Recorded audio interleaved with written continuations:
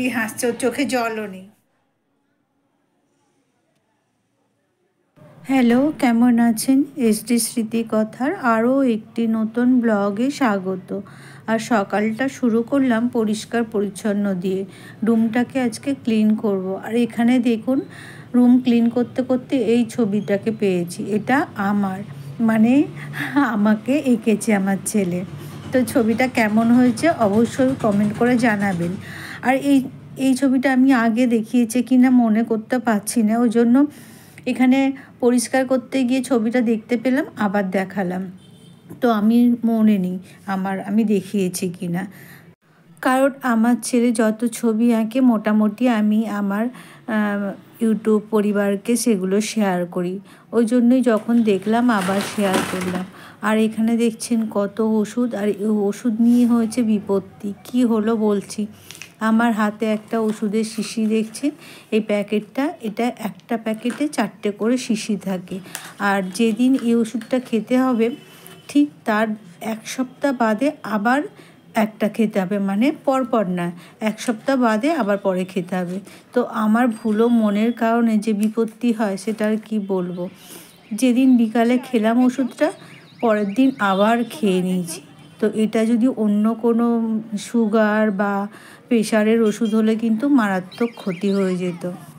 আর কথাটা আমি বলছি না, আমাকে একজন বলল যে এটা সাধারণত ভিটামিন ওষুধ বলে কিছু হয়নি, তবে এটা এই ধরনের কোনো ওষুধ হলে তোমার কিন্তু অনেকটাই ক্ষতি হতো।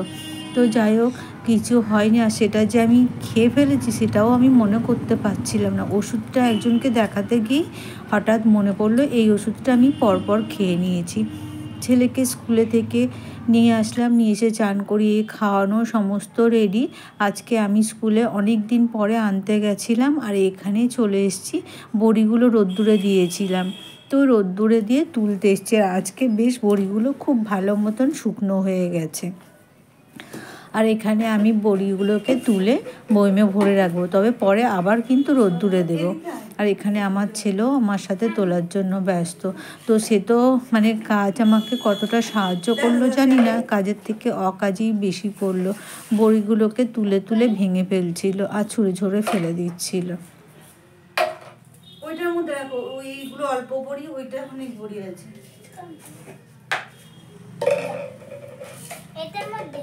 ফেলিস নি শোনো, আস্তে আস্তে তুলে ভেঙে যাচ্ছে, আস্তে আস্তে। কি সুন্দর হচ্ছে।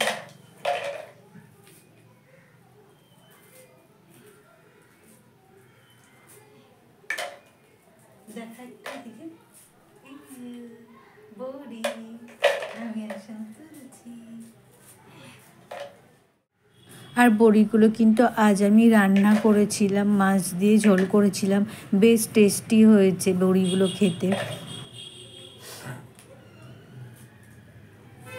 আর এখানে দেখছেন কত উৎসাহ নিয়ে আমার ছেলে কাজটা করছে, বড়িগুলোকে তুলছে, বেশ মজা পাচ্ছে। ছোটোবেলায় আমরাও এরকম মাকে সাহায্য করতাম, আর এইভাবেই অনেক বড়িকে ভেঙেও ফেলতাম।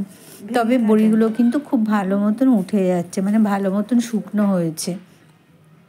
তো আমার মোটামুটি এখানে বড়িগুলো সমস্ত তোলা হয়ে গেছে। আর 2 ধরনের বড়ি দিয়েছিলাম, আগেই বলেছি। একটা হচ্ছে শুধু ডালের, আর একটা ওলকপি আদা টাদা দিয়ে বড়ি দিয়েছিলাম। সত্যি কথা বলতে বড়িগুলো সত্যিই খুব সুস্বাদু হয়ে যায়। বড়িগুলো বেশ গলেও যাচ্ছে, মানে ফাটানোটা খুব ভালো হয়েছিল। বড়ি কিন্তু ফাটানোর উপরে অনেকটা নির্ভর করে, যত বেশি ডালটাকে ফাটাবে ততই বড়িগুলো খুব ভালো হয়। বসিয়েছি ভাত, আর এই যে গ্যাসটা জ্বালিয়েছি কারণ এখানে পিঠে বানাবো। এই যে ডাল বাটা আছে, ডাল আর নেব চালের গুঁড়ি, নিয়ে একটা গোলাটা বানাই, পরে দেখাচ্ছি। এই যে প্যাকেট চালের গুঁড়ো নিয়েছি। আর এটা যে বড়ি দিয়েছিলাম না, একটুখানি রেখে দিয়েছিলাম ডালের। এখন জল দিলে অসুবিধা, আগে চালের গুঁড়োর সাথে এটা ভালো করে মাখিয়ে নিই, তারপরে জল দেব। আর এদিকে আমার ভাতটাও রেডি হয়ে গেছে। আর আমি না এই যে ডালটাকে যে রেখেছিলাম সেটা আমি ভুলেই গেছি। তো পরে মনে পড়লো যে আরে ডাল রেখেছিলাম তো পিঠে বানাবো বলে, তো তারপরে আবার পিঠে বানাতে চলে এসেছি।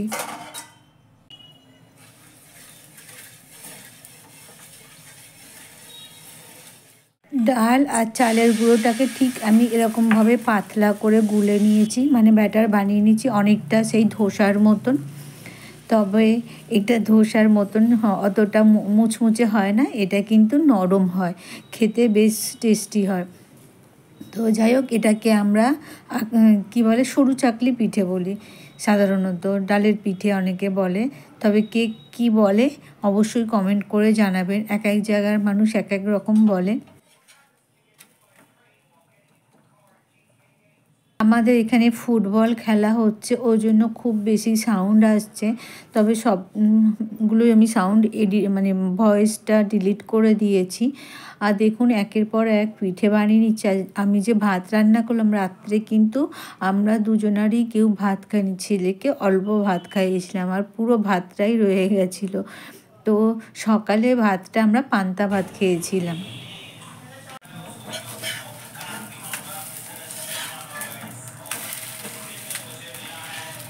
এটা একটু তেল বেশি হয়ে গেছে, বানাতে বানাতে লোভ সামলাতে পারছি না, আমিও একটা নিয়ে নিলাম।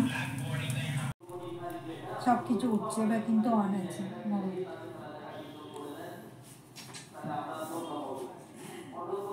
এই যে একজন ছোট্ট পুচকু এসছে নাক ফোটাতে, অনেক বাচ্চা কান্নাকাটি করে, কিন্তু ও কিন্তু একেবারে কান্নাকাটি করছে না, নাক ফোটানোর জন্য ব্যস্ত। মা বারণ করছে যে স্কুল আছে শুক্রবারে নাক ফোটাতে, শনি রবিবার তাহলে ছুটি পাবে, কিন্তু আজকেই ফোটাবে, সেই জন্য মা ওকে বসিয়ে রেখে গেছে। তো আসুক, ফোটালে তখন। অনেক বাচ্চা আসলে কান্নাকাটি করে, নাক ফোটাতে চায় না, ও কিন্তু একবার ফুটিয়েছে, আবার মানে ঠিকঠাক হয়নি বলে সেটাকে বন্ধ করে দিয়ে আবার ফোটাতে এসছে, মানে পয়েন্টটা একটু উপরে হয়ে গেছিলো। আরও দুজন বসে আছে বেশ বড়, ওকে দেখে তারাও বেশ মানে উৎসাহিত হচ্ছে, ও কিন্তু একটু ভয় পাচ্ছে না, দেখে তারাও খুব অবাক, মানে তারা ভয় পাচ্ছে আইব্রো করবো কী করে, আর ও তো রীতিমতো নাক ফুটিয়ে নিল। আর আমিও দেখে একটু অবাকই হলাম, ও কিন্তু সাহসটাই নেই। বাবা আমাকে একটু দিবি সাহস, আমি তুমি যে আইব্রো করবে দেখবে, আমি তুমি যতক্ষণে শেষ করবে ততক্ষণে আমার এক বালতি মানে জল ধরে জল আসুক ঠিক আছে, কিন্তু সাহসটা মেন, লাগলে তো চোখে জল আসবে, বলতে গেলে কান্না করি, লাগলে তো জল আসবে, কিন্তু আমার প্রচন্ড লাগে, আমি ওই জন্য লাগে কি মানে করতে গেলেই কান্না পাই আমার। কিন্তু আমি আসি বিউটি পার্লারে এই কারণে যে একবার করে ফেলেছি, এবার না করলে কাজে দেখাবে, আমি এই জন্য করি না। আমার লাগে আগের বার যেমন ছুঁচ থেকে নাক ফুটিয়েছি, ওর থেকে তো খুব কম ব্যথা হয়েছে। কম ব্যথা হয়েছে তো ঠিক আছে, আর এখন বেশ ভালোও লাগছে। কি ওটা এখনই খুলবে না, বুঝেছো?